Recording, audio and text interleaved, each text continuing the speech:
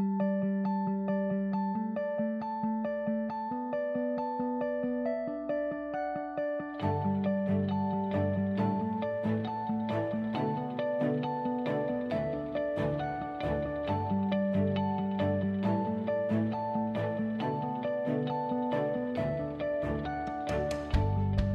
I think there's still a major problem that there's a disconnect. A lot of people still consider forestry to be damaging. They're still back looking in perhaps the 60s and 70s when perhaps we weren't being as sustainable in our practices as we certainly are now.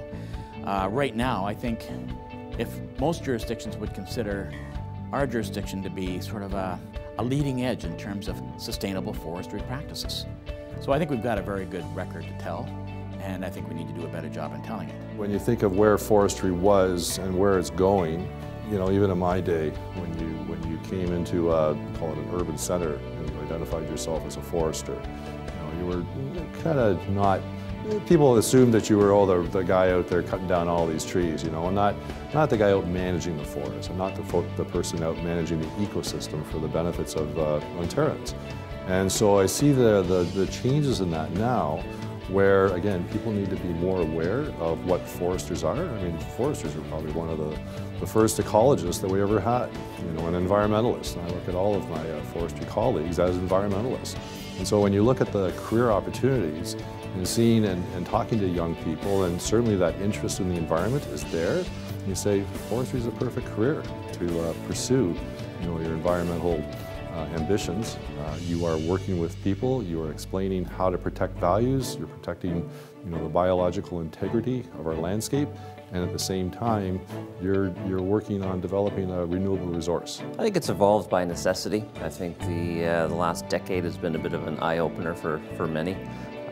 The demise almost of print has forced folks to sort of rethink where they have their business and where they need to go. I think the opportunities that are going to come in the next decade are going to be that next generation of wood products, building it into something like cross-laminated timber. We've just gone through a building code change where we're allowing 4 stories to go to 6. Around the world, there's examples of 12 stories out of wood. So I think the evolution is sort of coming by partly by necessity and what sort of happened out there in the environment, and partly by adopting new ways of doing things and sort of taking the product up the value chain. Cross-laminated timbers, another product that's come into the Canadian market the last couple of years, and we're already seeing some buildings. The new University Laurentian School of Architecture in Sudbury is actually a demonstration project and will feature cross-laminated timber. But again, that opens a whole new way of building. We're looking at right now some demonstration projects going even higher than 6 stories, but this can provide up to double, if not more, 2.5 times more wood consumption in Ontario than what we're currently seeing. So that's a big market opportunity right here in Ontario.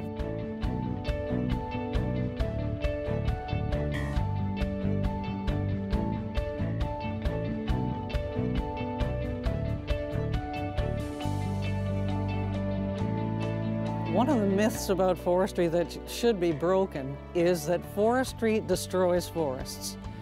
But the reality is that sustainable forest management is all about producing habitat, conserving biological diversity, and managing the forest in a sustainable way over the long term. Forestry is a very technical, science-based field.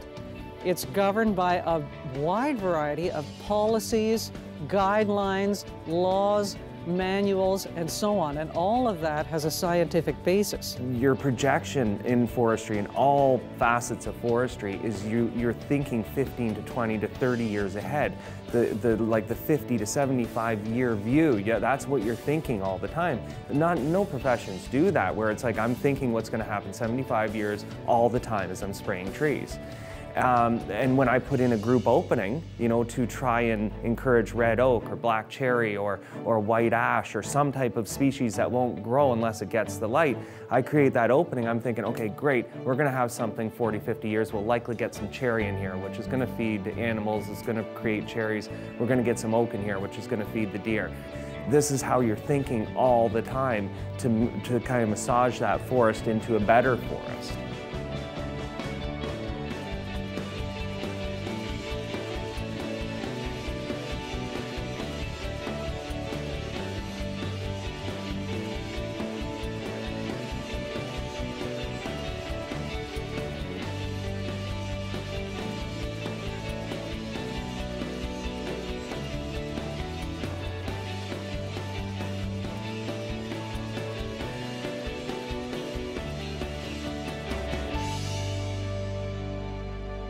I think that people think that we, especially in Ontario, we just go out there, we do whatever we want. We want trees, we cut them down, we go to the next forest, we cut it down. They don't understand all the planning that's involved. One of our programs, we go out, we take students into the field, they get to meet the people that go through the planning, and they're always surprised by how much planning is in place. And the word sustainability is constantly used by these planners, by these forest managers. Trees grow back. Within our lifetime, they grow back. So there's that misconception of sustainability, and if it's a natural ecosystem and we destroy the natural ecosystem by doing forestry, that it's gone, that it's no longer there, that we're disconnected from it and we're just doing whatever we want. And it's not like that in Ontario. We take very good care of our forests, and I wish people would understand that, or would take the time to really understand the amount of effort that goes into the things we do in Ontario. It's world-renowned. Urban forestry is a lot like traditional wildland forestry. You're looking at trees as individuals and assessing them, and you're also looking at trees as part of the ecosystem that they exist in. In urban forestry, obviously humans, the cultural and community component is a larger factor in that ecosystem, but you're still looking at water cycles, at wildlife, at the impacts on surrounding trees, at everything. So you're still looking at them both as individuals and as part of that holistic environment. It's also critically important as we become more aware of things like sun exposure and skin cancer, especially on school grounds and parks where children congregate, things like that, production of oxygen, cooling the urban heat island effect that we're getting. So again, they're just critically important for a lot of the same benefits they provide in the wild, but when you've got paved surfaces and bigger concentrations of humans, they actually become almost more important to a degree.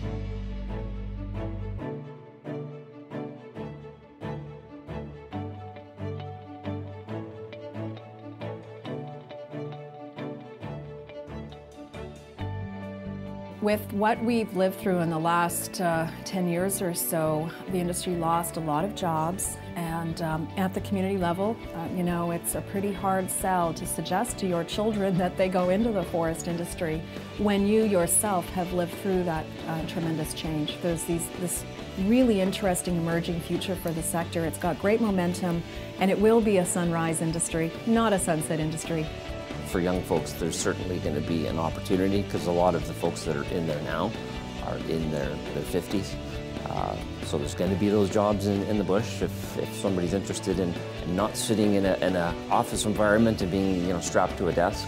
Forestry is probably a great opportunity to get out there in the outside environment, make a good living at it, make a difference. There's a lot of opportunity. I find on my work crews that I oversee, and the average age is 50-something. A lot of those guys are in their 60s now. Good loggers are hard to find now because they are aging. It's hard work. It's very rewarding because what you're doing is a very rewarding type of work. Forestry is not just, you go in and you cut trees. You go in and you could be a biologist contributing to forestry. You go in, you could be a chemist that's going to be, creating the next new wood product. You can go in, if you love video games, you can be the person that's running the logging machine. So there's a range of possibilities. And the thing about forestry is you don't have to have the university degree to get somewhere.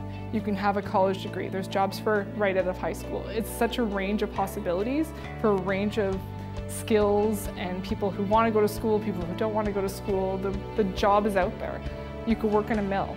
You could work in the forest. You could work in an office. I mean, it's really, there's such a range of possibilities and people are not aware of it.